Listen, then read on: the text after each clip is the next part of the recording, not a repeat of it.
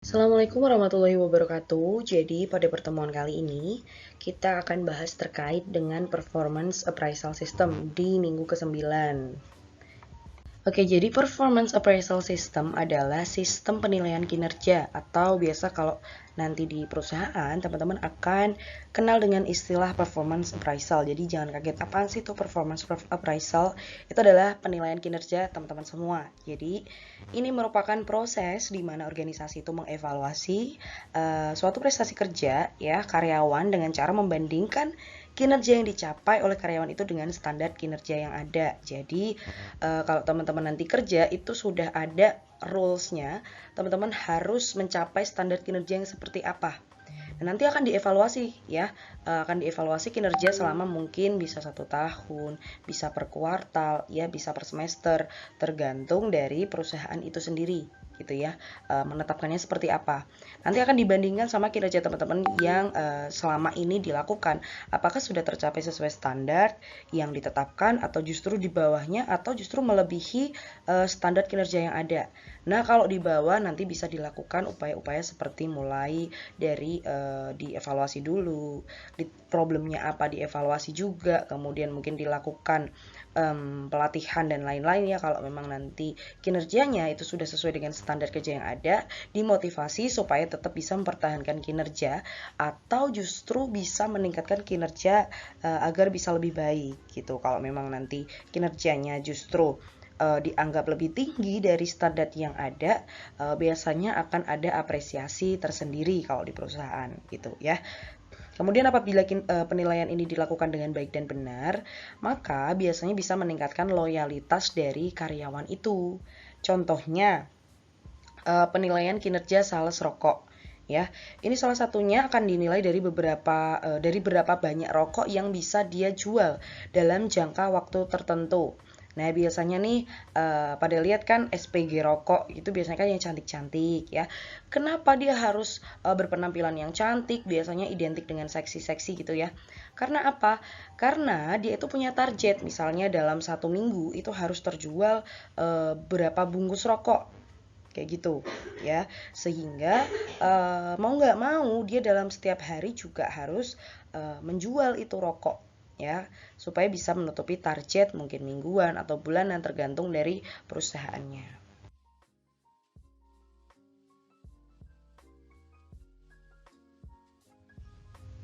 Oke, kalau kita ngomongin penilaian kinerja, at least akan ada faktor yang harus dinilai di dalam penilaian itu ya. Jadi faktor-faktor kinerja, faktor-faktor dalam kinerja yang perlu dinilai adalah yang pertama, kuantitas kerjanya. Kalau kuantitas kerja ini berhubungan dengan banyaknya hasil kerja yang diperoleh oleh suatu karyawan itu terhadap waktu yang ada.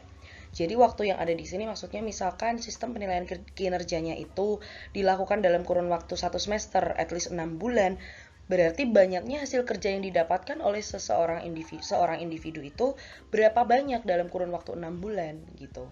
Ya, kemudian kualitas kerjanya. Jadi nggak hanya kuantitas aja, nggak hanya banyaknya hasil kerja aja, tapi mutu dari hasil kerjanya itu juga harus sesuai dengan yang diharapkan oleh perusahaan. Kemudian ada keandalan. Bisa atau enggaknya karyawan itu mengikuti suatu instruksi, inisiatif, dan juga kerjasama. Tentunya kalau kita kerja sama orang, kita bekerja dalam suatu perusahaan, itu kita kan punya atasan ya. Apakah di dalam kurun waktu 6 bulan itu kita sebagai karyawan bisa mengikuti instruksi atasan dengan baik atau tidak? Kemudian ketika ada suatu problem atau kita mengerjakan sesuatu, kita penuh inisiatif atau enggak gitu. Kemudian kalau dalam kerja itu kan pasti perlu yang namanya teamwork ya, atau kerjasama tim. Nah, apakah kita itu sebagai seorang individu yang bisa bekerja sama dengan orang lain atau tidak? Atau kita justru kinerja kita akan lebih optimal ketika kita kerja sendirian gitu. Jadi bisa dilihat dari faktor keandalan itu. Kemudian ada faktor kehadiran ya, keberadaan karyawan di tempat kerja untuk bekerja sesuai dengan jam yang telah ditentukan.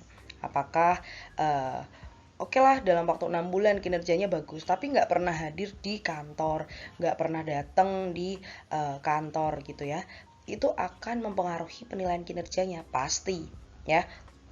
Walaupun memang kerjaan itu sebenarnya bisa dikerjakan dari rumah, bisa dikerjakan di rumah, tapi kalau nggak pernah datang ke kantor, nggak pernah ada hadir di kantor, itu juga akan mempengaruhi sebenarnya. Kemudian ada inisiatif ya.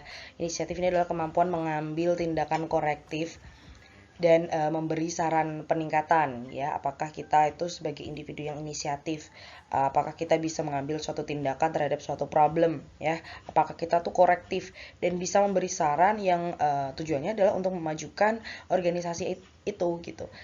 Kemudian bisa dilihat dari kerajinan juga. Kerajinan ini hubungannya dengan kesediaan melakukan tugas tanpa paksaan, dan itu sifatnya rutinitas gitu, sifatnya rutin. Jadi rajin tuh bukan hanya dilihat seseorang individu itu datang terus ke kantor ya, terus kerja dari jam 8 sampai jam 4, bukan.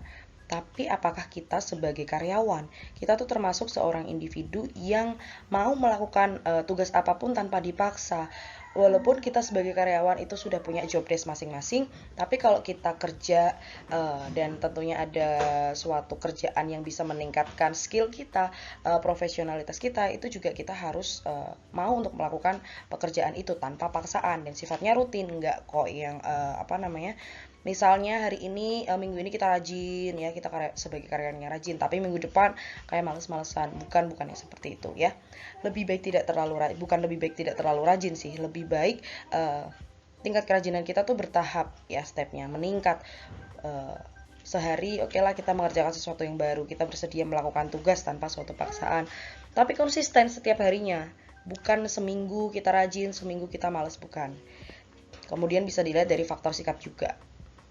Kalau dari faktor sikap ini dilihat dari perilaku karyawan terhadap organisasi dan anggota organisasi yang lain. Apakah sikap kita itu terhadap karyawan satu sama lain itu bisa buat nyaman, atau justru kita sebagai individu yang ngerasa toksik ya, atau mungkin bikin gak nyaman teman sekantor, teman sesama karyawan. Jadi banyak faktor yang memang harus dinilai ketika kita melakukan suatu penilaian kerja ya, namanya adalah sistem performance appraisal system. Yang pasti sudah ada faktor-faktor penentu di mana sistem penilaian itu harus dilakukan gitu. Kalau nggak ada faktor-faktor tertentu, sistem penilaian kerja itu nggak akan bisa dilakukan. Setelah tadi ada beberapa faktor kinerja, kemudian manfaatnya apa sih kita tuh harus pakai performance appraisal system atau menggunakan penilaian prestasi kerja gitu. Yang pertama, tentu untuk perbaikan prestasi kerja. Karena kalau kinerja seorang karyawan itu tidak sesuai dengan standar atau di bawah standar, sudah pasti akan ada yang namanya diupayakan melalui program pelatihan, pengembangan, supaya apa? Supaya prestasi kerjanya itu meningkat. Kemudian yang kedua ada penyesuaian kompensasi, ini jelas ya. Biasanya kalau misalkan ada yang dapat insentif lemburan, kemudian bonus dan lain-lain, itu kan juga dilihat dari penilaian prestasi kerjanya. Kalau memang seorang karyawan itu dinilai prestasi kerjanya lebih tinggi daripada standar yang telah ditetapkan, tentu ya kompensasinya juga akan sesuai ya, bonusnya terutama. Kemudian keputusan penempatan, entah itu promosi atau transfer jabatan. Biasanya seseorang individu atau karyawan yang memang dia punya prestasi kerja yang bagus ya, dilihat dari penilaian kinerjanya bagus, selalu di atas standar dan selalu memiliki inisiatif yang tinggi, terutama untuk pengembangan tujuan perusahaan, dia bagus sekali dan kompeten. Dirasa karyawan ini merupakan karyawan potensial, biasanya akan dilakukan promosi. Ya, promosi jabatan, transfer. Tapi kalau memang karyawan itu nanti di dalam penilaian prestasi kerjanya dirasa kurang bagus, selalu di bawah standar dan lain-lain, mungkin bisa dilakukan yang namanya demosi. Ya, kemudian penilaian prestasi kerja juga bisa dilakukan, kegunaannya itu untuk pelatihan dan pengembangan. Karena kalau karyawan dirasa kurang, kenapa sih karyawan ini dalam sebulan, 2 bulan, 3 bulan, sampai 1 tahun kok kinerjanya kurang bagus terus? Tapi sebenarnya di dalam diri karyawan ini potensial sebenarnya, tapi kenapa kinerjanya itu kurang bagus terus? Oh, mungkin bisa dilakukan dengan pelatihan ataupun pengembangan. Oke, kalau kita tadi udah ngomongin faktor-faktor yang menjadi penyebab untuk kita bisa menilai suatu kinerja seseorang ya. Ada tadi faktor kerajinan, ada kehadiran dan lain-lain. Kemudian kita juga udah ngomongin manfaatnya apa sih kalau kita tuh pakai performance appraisal system. Nah, sekarang siapa yang menilai kinerja kita ya? Kita ini adalah karyawan. Siapa yang berhak menilai kita? Ya, yang pertama adalah atasan. Atasan ini adalah atasan yang berada di posisi yang baik ya untuk mengamati kinerja para karyawannya. Kemudian atasan ini juga harus memiliki tanggung jawab untuk mengelola unit tertentu. Biasanya setiap divisi, setiap unit itu sudah ada atasannya, manajer lah paling enggak. Ya, kemudian program penilaian kinerja ini erat kaitannya dengan program pengembangan dan pelatihan karyawan. Makanya kenapa kalau misalkan ada performance appraisal system, ini justru hal yang bagus gitu ya, karena untuk karyawan yang memang kinerjanya di bawah standar, dia akan bisa dilakukan dengan cara pelatihan ya, dilakukan peningkatan prestasi kerja dengan cara dilatih, mungkin ada training, diikutkan training dimanapun itu, atau mungkin dikembangkan ya dengan cara diminta untuk sekolah lagi ya, supaya apa? Supaya soft skill dan skillnya itu juga mengalami peningkatan. Nah, kemudian atasan bisa menekankan aspek-aspek tertentu dan mengabaikan aspek lain yang dirasa aspek lain itu adalah hanya aspek penunjang. Yang penting aspek pentingnya itu sudah mencakup dan sudah bagus untuk dirasa dilakukan penilaian kinerja. Kemudian atasan ini bisa memanipulasi hasil evaluasi. Ini sih yang sebenarnya biasanya terjadi kecurangan gitu ya, apalagi kalau misalkan ada hubungan kedekatan. Makanya kenapa di tempat kerja tuh nggak boleh sebenarnya ada anggota keluarga ya, apalagi kalau anggota keluarga itu di posisi yang top manajerial ya, memasukkan anggota keluarganya untuk menjadi bawahannya. Karena apa? Karena akan rentan atasan itu bisa memanipulasi hasil evaluasinya ya, gitu. Kemudian ada bawahan. Bawahan ini adalah yang sebagai kita sebagai karyawan ya, atau kita sebagai bawahan. Sebenarnya yang menilai kita tuh nggak hanya atasan aja, tapi bawahan juga. Loh, kok bisa Bu? Kenapa bawahan juga menilai kita ya? Karena bawahan yang berada pada posisi yang bagus ini bisa melihat efektivitas manajerial atasan. Kemudian atasan bisa menjadi lebih sadar akan kebutuhan tim kerja dan bisa menjalankan manajemen dengan lebih baik. Kemudian atasan biasanya bisa terjebak dalam konteks popularitas aja sih, jadi tidak terlalu sungguh-sungguh dalam melakukan penilaian kinerja. Makanya kita butuh bawahan, jadi kita butuh pertimbangan ya, makanya ada yang namanya pendelegasian. Kemudian bawahan ini takut terhadap tindakan balasan dari atasan. Bisa jadi ada yang seperti itu. Jadi mau nggak mau bawahan harus menilai seorang karyawan yang berada di atasnya itu dengan nilai yang bagus-bagus. Kenapa? Karena takut terjadi tindakan balasan dari seseorang yang dinilai.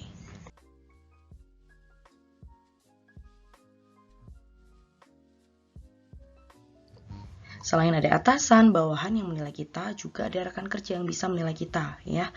Keuntungannya adalah anggota tim ini bisa mengetahui kinerja satu sama lain ya. Kemudian tekanan rekan kerja ini adalah sebagai motivator bagi anggota tim. Misal nih, kita lagi ada performance appraisal system dinilai oleh teman kita sendiri. Mau nggak mau kita menjadikan itu sebagai sebuah motivasi. Supaya apa? Supaya kalau teman kita nilai kita, itu kita berada di posisi yang sangat bagus. Kan nggak mau ya kita nanggung malu kalau misalkan kita memang kinerjanya buruk, dinilai sama teman sendiri, pasti malu. Ya, hal-hal seperti itu tujuannya adalah untuk supaya karyawan itu punya motivasi di dalam dirinya, bukan motivasi karena orang lain, tapi karena memang oh iya ini saya harus kerjanya harus bagus ya.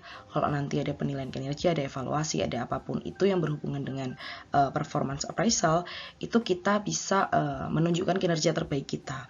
Ya, apalagi yang menilai adalah rekan kerja, rekan yang setiap hari ketemu kita dalam bekerja, jadi kita nggak diremehkan, kredibilitas kita tidak menurun gitu. Kemudian tidak bergantung pada satu orang aja.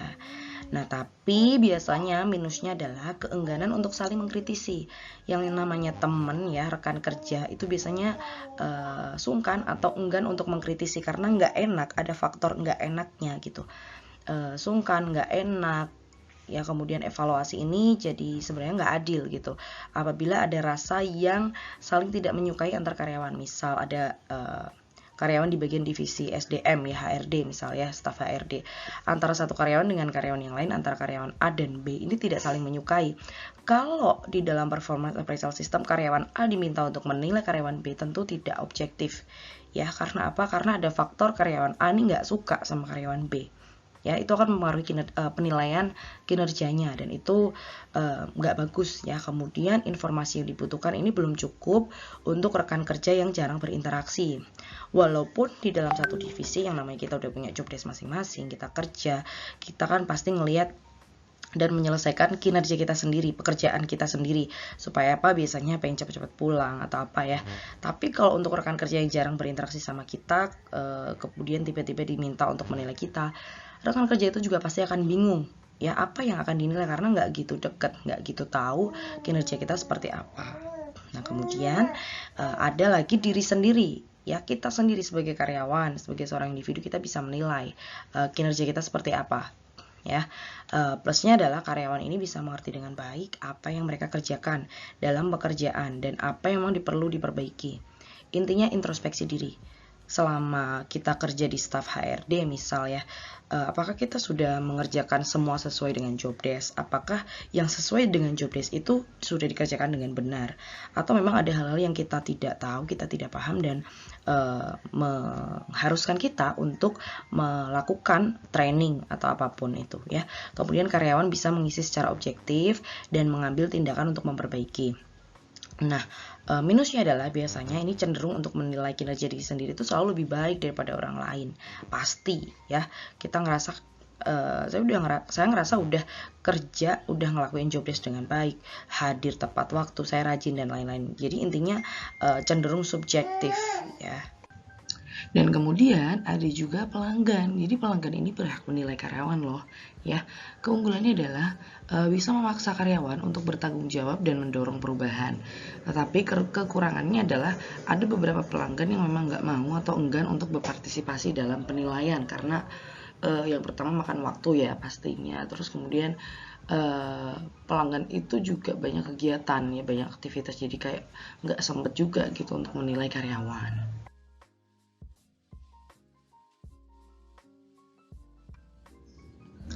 Selanjutnya ada metode penilaian kinerja. Jadi yang pertama adalah metode penilaian umpan balik 360 derajat atau 360 derajat feedback. Ya, kalau 360 derajat, at least yang menilai adalah dari semua orang dan semua aspek yang berhubungan dengan karyawan tersebut. Ya, seperti definisinya bahwa metode ini tuh melibatkan evaluasi dari banyak level perusahaan, dari sumber eksternal juga. Ya, evaluasi kinerja dilakukan oleh atasan, bawahan, anggota tim, pelanggan, dan bagian lain yang memang diajak kerjasama oleh karyawan tersebut.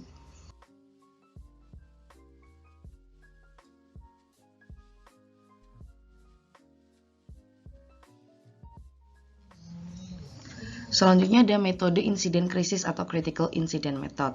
Ini adalah pemeliharaan dokumen tertulis mengenai tindakan karyawan yang sangat positif dan sangat negatif. Jadi perilaku karyawan itu sebenarnya diamati ya. Gunanya untuk apa pengamatan itu? Ya untuk nantinya digunakan di dalam penilaian kinerja. Makanya ada beberapa dokumen yang memang mencatat tindakan dan perilaku karyawan yang memang sangat bagus dicatat, yang kurang disiplin juga dicatat juga gitu.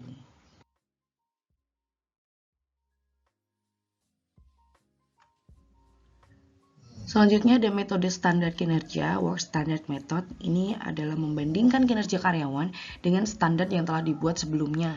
Ya, ini di banyak perusahaan memang digunakan ya. Biasanya perusahaan tuh kalau memang punya karyawan itu ada job desk-nya tersendiri.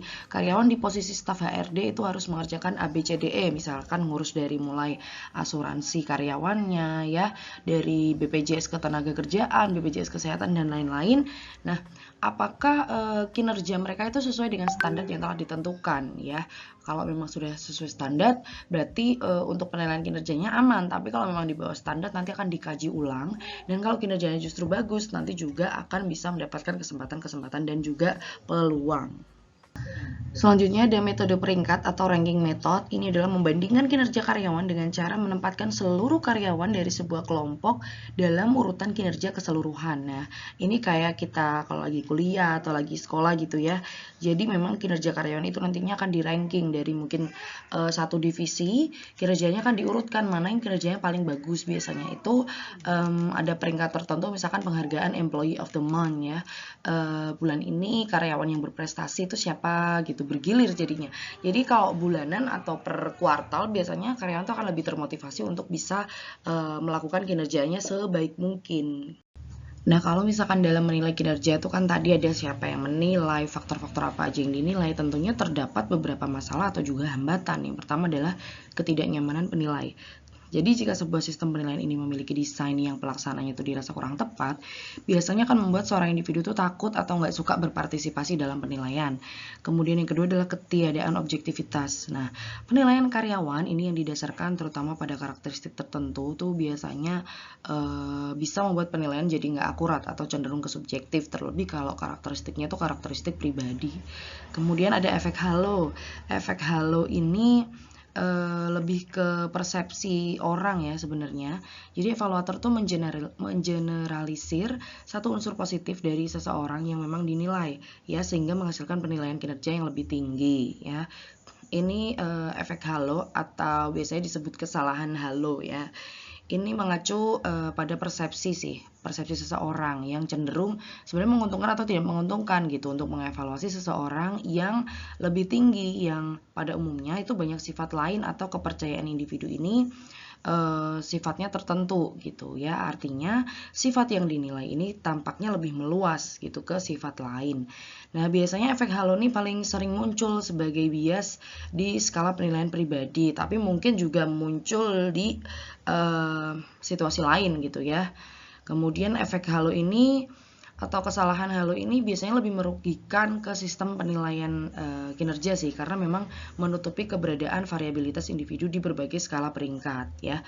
Banyak saran yang sudah ditawarkan untuk mengontrol atau melawan efek halo ini sebenarnya dalam permasalahan penilaian kinerja ya. Misalnya menilai semua orang pada satu sifat sebelum melanjutkan ke sifat berikutnya, kemudian memvariasikan skala penilaiannya, mengumpulkan penilai dengan pengetahuan yang sama, bisa memberikan pelatihan dulu ya kepada penilai. Teknik memberikan pelatihan terhadap penilai secara intensif ini dirasa memang yang paling efektif gitu ya. Terkait dengan efek halo, ini ada kebalikannya, itu efek tanduk atau horn effect ya. Ini juga disebut efek efek yang kurang bagus gitu ya, dimana penilai mengevaluasi seseorang itu yang rendah dan banyak sifat atau kepercayaan atau cari bukti-bukti lah bahwa seseorang itu memiliki sifat yang dianggap kritis atau merupakan perpanjangan yang memang tidak beralasan gitu ya, kesannya dari seseorang itu gitu, tapi lebih ke buruknya. Nah, efek halo dan efek tanduk ini biasanya meningkat sejauh karakteristik pengenal itu sulit diukur.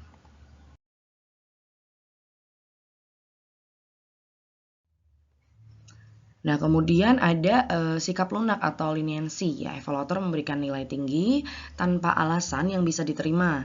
Kemudian sikap keras atau tegas ya, strictness. Ini evaluator terlalu kritis terhadap kinerja karyawan dalam bekerja.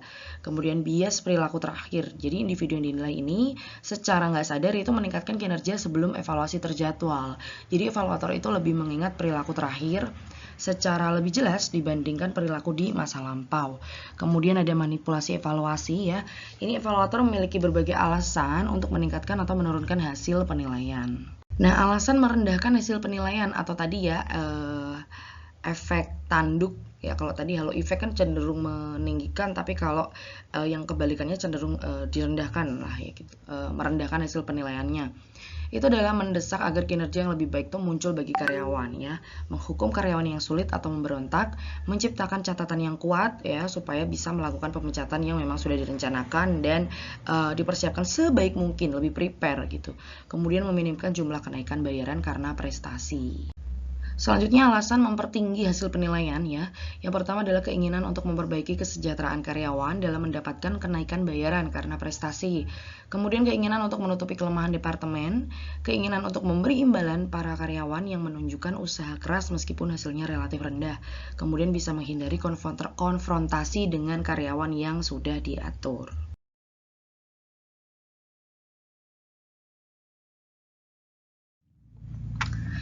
Baik, saya rasa sekian dulu video pembelajaran yang bisa saya sampaikan terkait materi dengan performance appraisal system. Semoga video ini bisa bermanfaat buat teman-teman semua.